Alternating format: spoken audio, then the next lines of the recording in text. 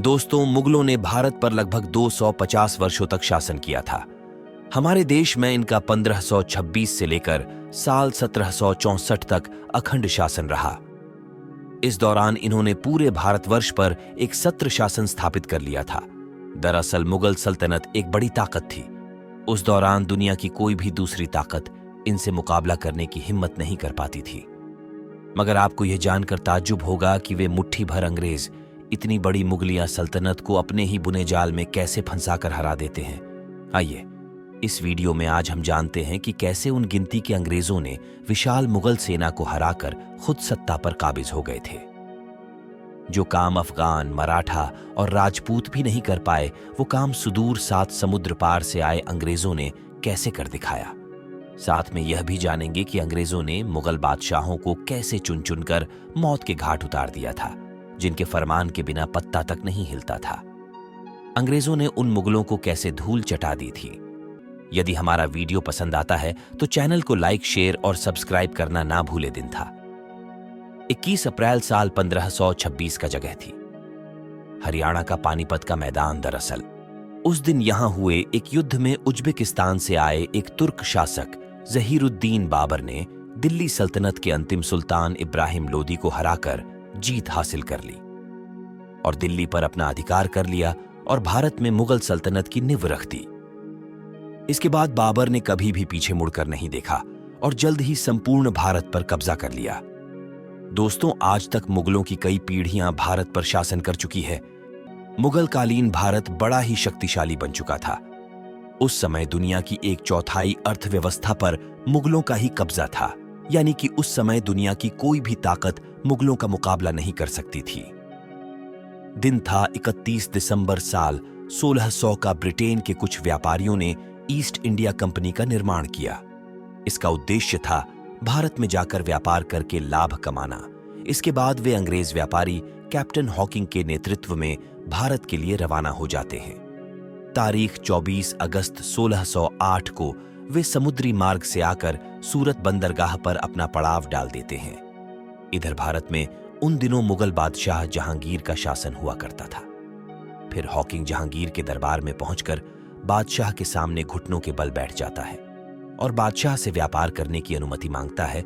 जहांगीर इनको पहली बार पुर्तगालियों, डचों एवं फ्रांसीसियों के कहने पर मना कर देता है, जो कि अंग्रेजों से पहले ही भारत आ चुके थे। दोस्तों, आप जानते हैं कि अंग्रेज जोड़ तोड़ और कूटनीति में माहिर थे।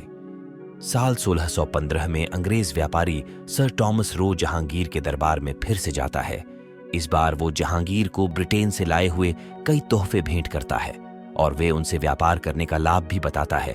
इस बार अंग्रेजों को व्यापार करने का शाही फरमान दे दिया जाता है। इसके बाद अंग्रेज सूरत, मद्रास, मुंबई, कोलकाता और पटना में फैक्ट्री स्थापित कर देते हैं। दोस्तों, धीरे धीरे भारतीय बैंकिंग और यहाँ के व्यापारी भी अंग्रेजों से करीब आने लगते हैं। इन फैक्ट्रियों के आसपास बड़ी बड़ी बस्तियां बसने लगी। जहां पहले अंग्रेजों का मकसद केवल व्यापार करना था, वही अब वे यहाँ की राजनीति में भी हस्तक्षेप करने लगे थे।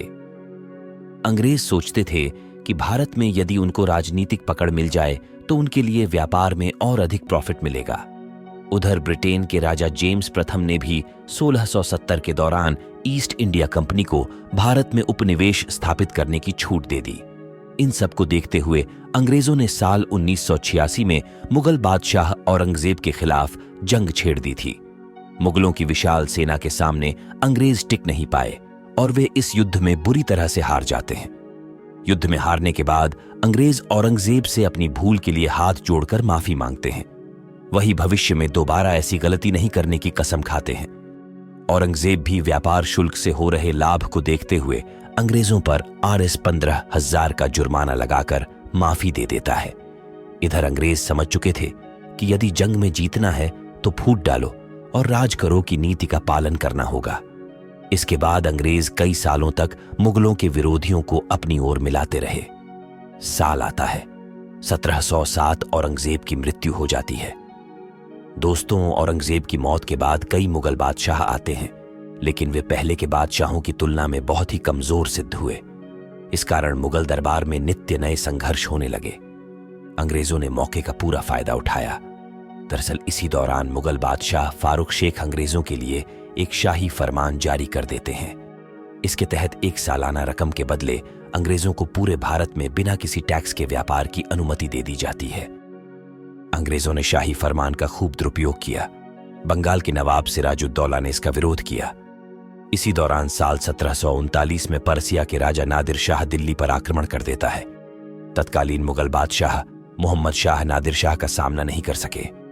इस युद्ध में वे बुरी तरह से हार जाते हैं। इधर नादिर शाह ने दिल्ली में खूब मारकाट की। कहा जाता है कि इस दौरान उसने 70 करोड़ की धन संपत्ति के अलावा बेशकीमती कोहिनूर एवं रतन जड्डित मयूर सिंहासन लूटकर पर्सिया ले जाता है। इससे मुगल बादशाह की बहुत बेइज्जती होती है।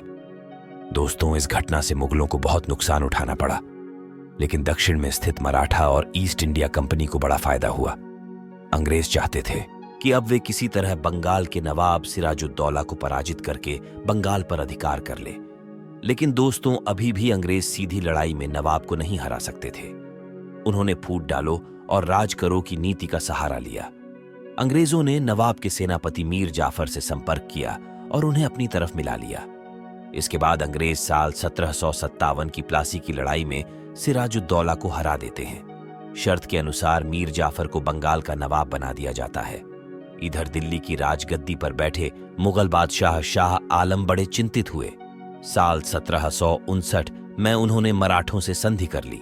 इसके 2 साल बाद के साल 1961 में नादिर शाह का जनरल अहमद शाह अब्दाली फिर से दिल्ली पर आक्रमण करने के लिए आता है, जिसको रोकने के लिए मुगल और मराठा दोनों ही उससे भिड़ियच जाते हैं। इस युद्ध में मराठों की बुरी तरह हार हो जाती है। इधर अब्दाली में भी इतना साहस नहीं बचा था कि वह फिर से दिल्ली पर कब्जा कर सके। इस युद्ध के बाद अंग्रेजों के लिए सभी दरवाजे खुल जाते हैं, क्योंकि अब उनका मुकाबला करने के लिए कोई भी बड़ी ताकत नहीं बची थी। ईस्ट इंडिया कंपनी इसी तलाश में थी। अंग्रेज इस मौके का पूरा फायदा उठाते हैं। दिन था 22 अक्टूबर 1764 का जगह थी। बिहार का बक्सर जिला कैप्टन मुनरो के नेतृत्व में अंग्रेजी सेना एक साथ मुगल बादशाह शाह आलम द्वितीय, बंगाल के नवाब मीर कासिम और अवध के नवाब सुजाउदौला की संयुक्त सेना को हरा देते हैं। दरअसल ये अंग्रेजों की बहुत बड़ी कामयाबी थी। इसके बाद उन्होंने मुगलों से बंगाल, बिहार और उड़ीसा के दीवानी अधिकार हासिल कर लेते हैं। बाद में अंग्रेज बची हुई अन्य ताकतों को अपनी नीति से कब्जे में कर लेती है। चाहे दक्षिण में मराठा हो या फिर हैदराबाद के नवाब, सभी को अंग्रेजों ने अपने अधीन ला दिया था। उधर मैसूर के शासक टीपू सुल्तान अकेले ही अपने दम पर अंग्रेजों से मुकाबला करते हुए साल 1799 में वीरता को प्राप्त हो जाते हैं।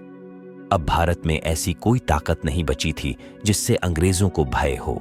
वे भारत में खूब लूटपाट करते और व्यापार के बहाने यहाँ के अपार धन दौलत को ब्रिटेन भेज दिया करते। उन्होंने भारत का खूब शोषण किया।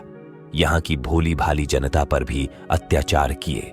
जनता अंग्रेजी नीतियों से तंग आ चुकी थी।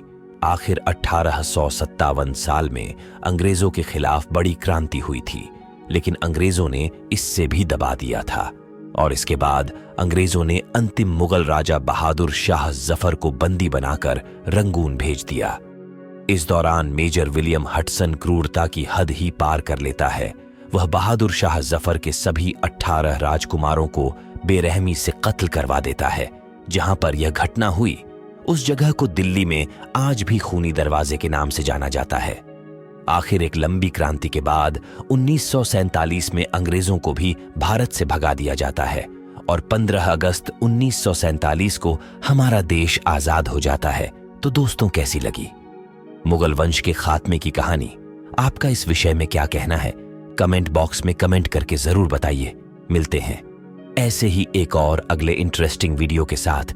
हमारे चैनल को लाइक, शेयर और सब्सक्राइब करना न भूलें। धन्यवाद।